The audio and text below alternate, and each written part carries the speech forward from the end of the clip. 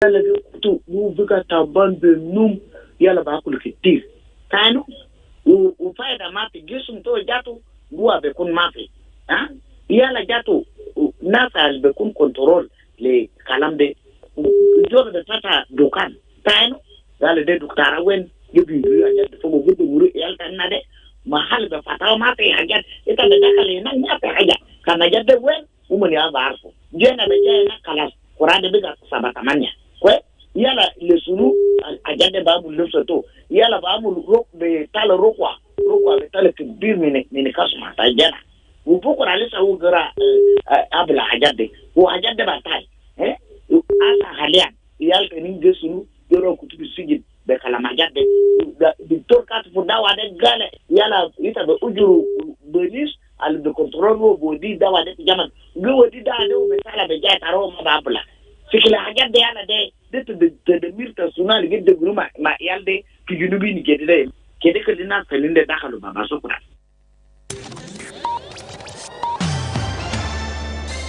Live from Juba, on air and online. This is iRadio News. Hello, this is iRadio News. First, here are the headlines. The Minister of Information in Abia administrative area says at least 8 people were killed in a fresh attack by suspected armed Mashria youth in Nung village. Several traders in Awil West County of Northern Bahar El Khazali State are counting losses after a fire outbreak destroyed shops at Marol Akon Market this morning. And the South Sudan HIV and AIDS Commission has reported a 1% decrease in HIV prevalence in Western Equatorial State in what officials said is a significant progress in the national fight against the epidemic. This is stories and more coming to you in this news bulletin with me, Lasuba Memo, and now the news in detail. The Minister of Information in the Abia administrative area says at least 8 people were killed in a fresh attack by suspected armed Mashria youth in Nung village.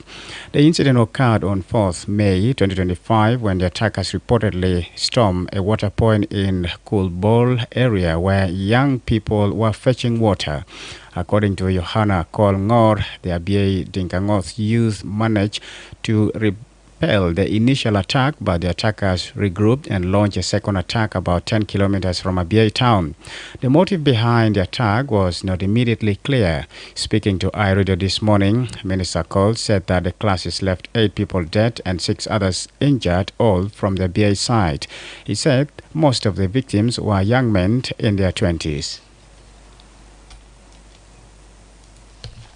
4 مايو فوجئنا بمجموعة من المسلحين من المسيرية هاجموا قرية نونغ، ونونغ بيبعد من المدينة 10 كيلو متر شمال الياي تاون.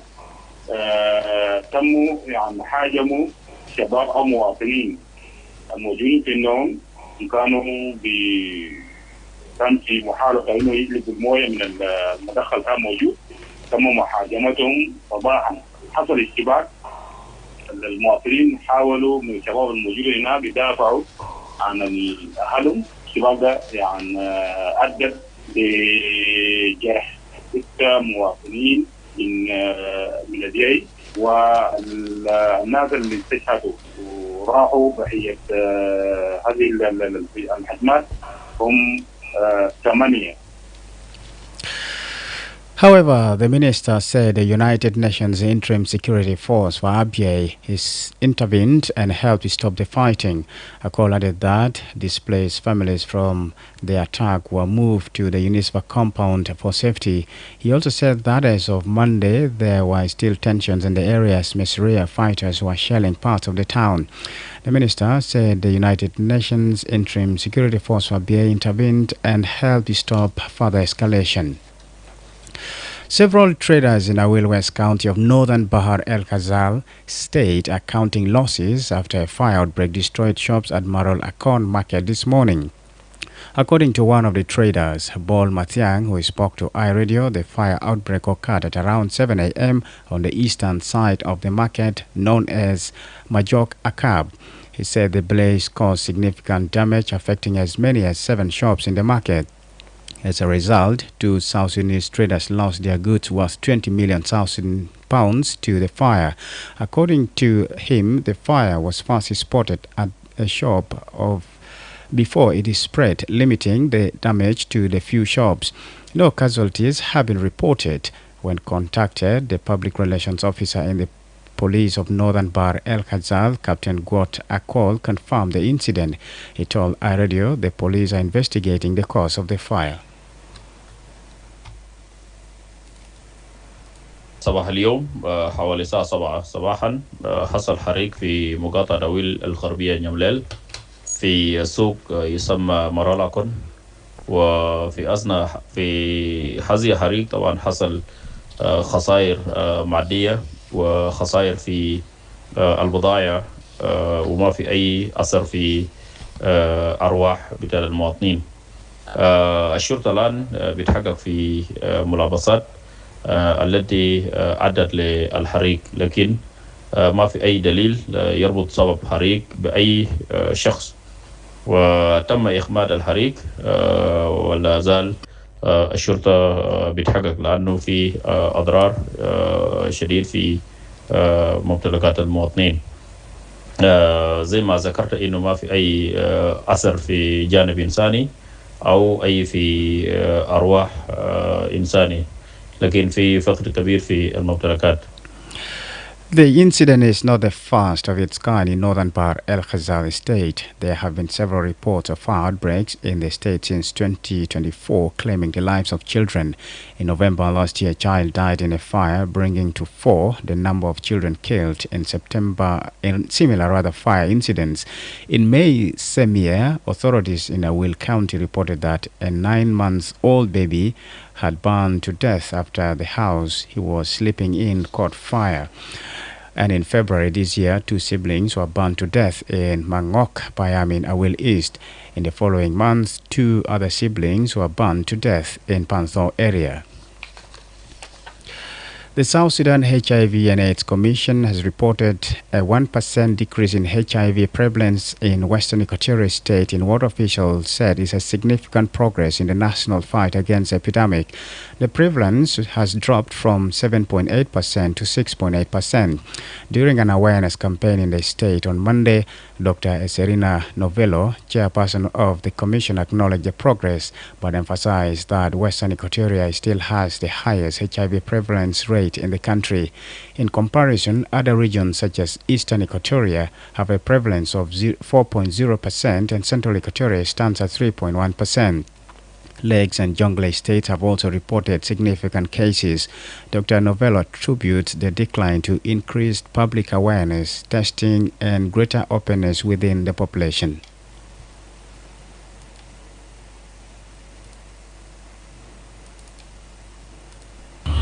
Western Equatoria is one of the leading states as far as the HIV prevalence is concerned. The prevalence of HIV in Western Equatoria is 6.8%. When you compare with the other state, is the highest, followed by Eastern Equatoria 4%, Central Equatoria 3.1%, and Lake State as well, and Jonglei State. Of course, for the prevalence of HIV in Western Equatoria, the good news, it is dropping down. Initially, it used to be 7.8%, but now it's coming to 6.8%. It means Severino Morris, the Minister of Local Government and Law Enforcement representing the state government, praised the youth and communities for their willingness to undergo testing. He also pledged to extend awareness campaigns to more remote and rural areas. According to the minister, efforts are focused on opening health facilities in densely populated areas where the need is most urgent.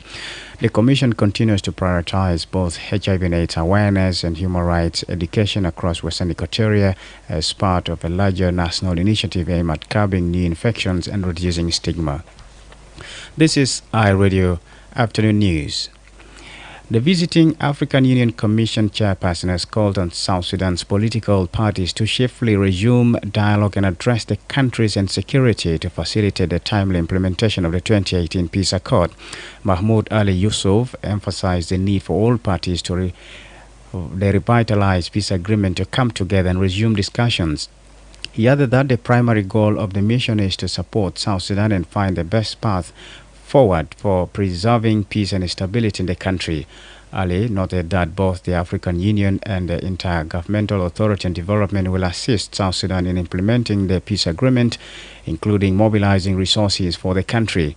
He also stressed the importance of implementing security arrangements and establishing a permanent constitution to pave the way for elections in December 2026. He spoke in Juba after meeting President Salva Kiir yesterday.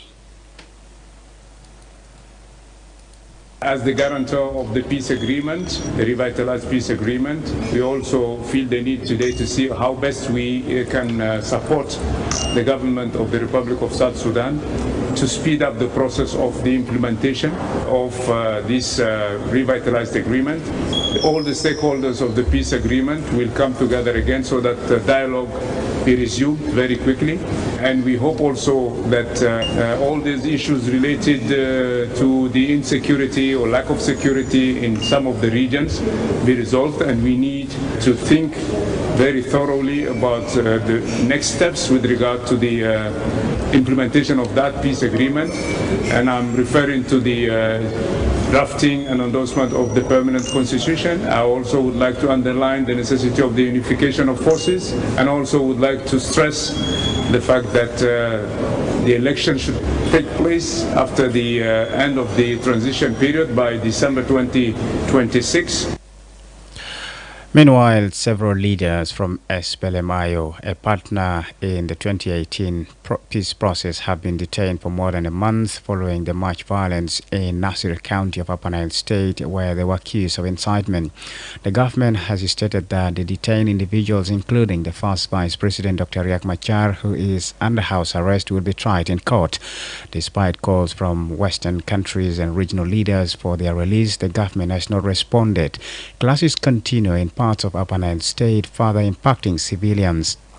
According to the United Nations Office for the Coordination of Humanitarian Affairs, recent violence has displaced 130,000 civilians, including those from Nasir Ulang in Upper Nile State and Fangak in Jonglei State. The mobile court in Lair County of Unity State, established in April, has so far resolved 17 cases in the past week, with 23 cases pending judgment before its session concludes next tomorrow. The court was set up to handle 101 criminal cases, including those involving murder, rape, forced and early marriage. According to Captain John Malieth Kwal, spokesperson of the Unity State Police, the court has convicted 20 out of 43 referred criminal cases so far. Among the cases ruled, 8 murder cases resulted in the sentences ranging from 6 to 10 years, with 6 convicted rape cases. Other cases involve attempted murder, aggravated assault, and theft. Unity State Police spokesperson Captain John Maleth spoke to iRadio yesterday. أنا في قضايا الأول في المحكمة عندنا 43 قضية من criminal cases has been referred to the court, and among those that 43 cases, 20 cases was convicted, but the others is Lisbon. Last week is we have about 17 cases. For those 17 cases was convicted last week. We have a murder cases, rape cases, and other section. The murder cases were about 8 murder cases was convicted, and the rape cases were about 6 cases was convicted also. And we have another also, the different section is, for example, like attempted murder, and we have the grievous injuries, and we have a state cases. Those cases, they are about 6 cases. In the murder cases, there is convicted for the 7 years, 10 years, 6 years. These are the periods that was convicted for the cases of the murder case. The mobile court will end its session on the 8th of May. According to the police spokesperson, there are 58 cases that have not been investigated due to the absence of the accused and lack of evidence and witnesses. The cases are remained. Now we forward the 43 cases to the court. For these 43 cases, the 20 was trial. We remain for 23. Among of these 23, maybe they will be completed for these 2 or 3 days because they was already hearing. It's only remaining for the judgment. The cases that was remained for the investigation purpose, we have 58 cases remain up to now. These 58 cases, they are remain for the investigation purpose because the accused, they are alive, and the others also cases we are waiting for the witnesses to get the more information, to get the evidence about that case, and that is why we remain for the 58 cases. The Minister of Information, Communication, Technology and Postal Services is encouraging journalists, media houses and stakeholders to use artificial intelligence as a tool for empowerment and not a threat to the media or labor market, saying it posed threats for misinformation and disinformation. Michael Makwe made the remarks during the commemoration of the World Press Freedom Day in Juba this morning. Artificial intelligence, or known as AI, refers to the capability of computer systems to perform tasks that typically require human intelligence, such as learning, reasoning, problem solving, and decision making. AI encompasses a wide range of technologies, including machine learning and deep learning, which enable computers to learn from data and make predictions or decisions. McQuay cautioned journalists, media houses, and stakeholders against misuse of the technology. He, however, said artificial intelligence has advantages that represent opportunities in the press freedom and landscape in South Sudan. These include enhancing journalistic practices by authenticating tasks, improving efficiency, and enabling new forms of storytelling. Artificial intelligence poses risk, among others, the spread of misinformation and disinformation. The manipulation of public opinions, it is a potential weapon for self-interest or bias. It is also a potential threat to the labor market. So when we adopt the artificial intelligence, let us use it in accordance with our situation. Because we are not here to go from here directly to the labor market and apply the artificial intelligence at a time when we are actually struggling to create jobs for our coming generations. But the artificial intelligence cuts down the labor market. We need to be very careful because the artificial intelligence is, we want it, but we should take it in accordance with our situation. Therefore, we must proactively address these challenges to ensure that artificial intelligence serves as a tool for empowerment and not a threat to the press, media, and labor market. This is iRadio News, and now we move to the international arena. Here is Helen Samuel with the news.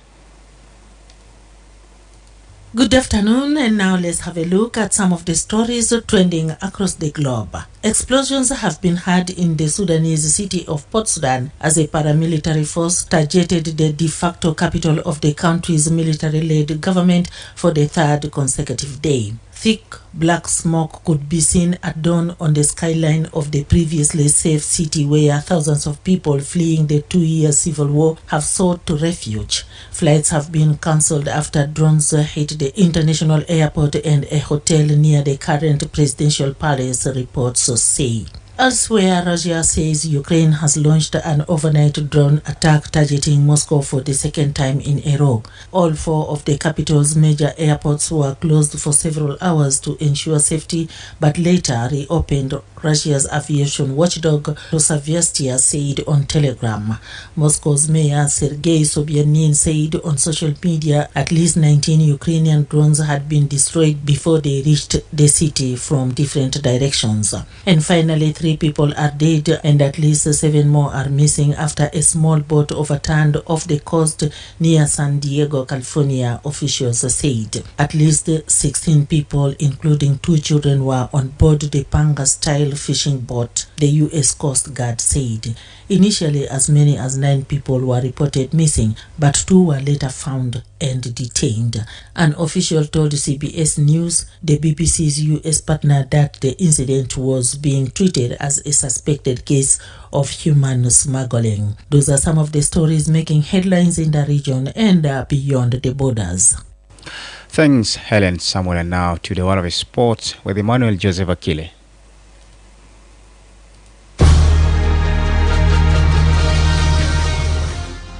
In the latest action from the South Sudan Premier League, Lion Hunters FC lost 2-0 to Al Merreikh FC, climbing to 4th place in the standings with 37 points.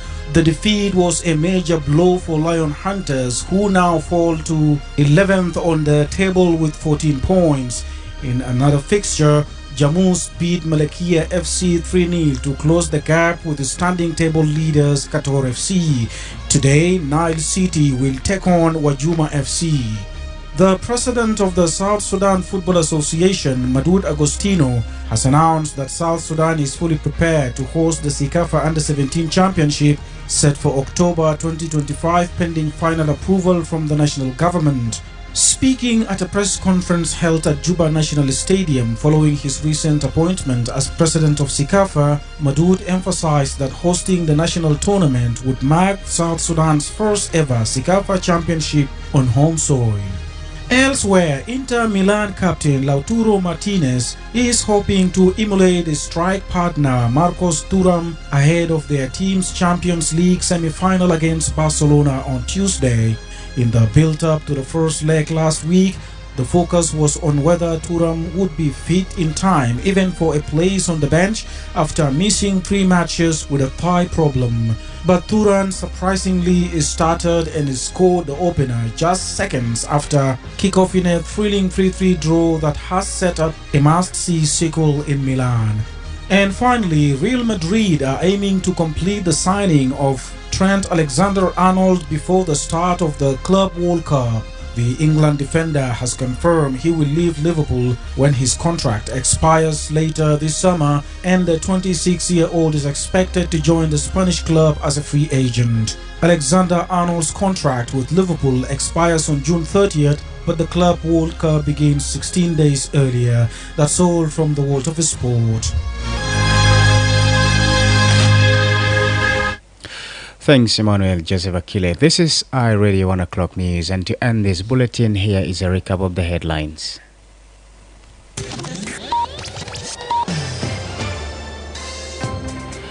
The Minister of Information in the Abia administrative area says at least 8 people were killed in a fresh attack by suspected armed Sharia youth in Nung village. Several traders in Awil West County of Northern Bahr El Ghazal State are counting losses after a fire outbreak destroyed shops at Marol Akon Market this morning.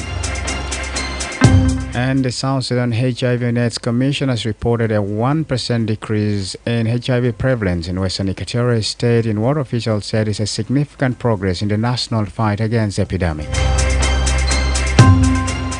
That's the end of iRadio News. If there is a story or an event you'd like iRadio to cover or report about, please send us a text message at +211 925 287 870. It's also a WhatsApp number. Follow us on X at iRadio Juba, like our Facebook page iRadio, subscribe to our YouTube channel at iRadio South Sudan. You can also visit our website and listen to us online at www.iradio.org. Stay tuned for news in Arabic at 1:30. I am Lasuba Memo. Thank you for listening.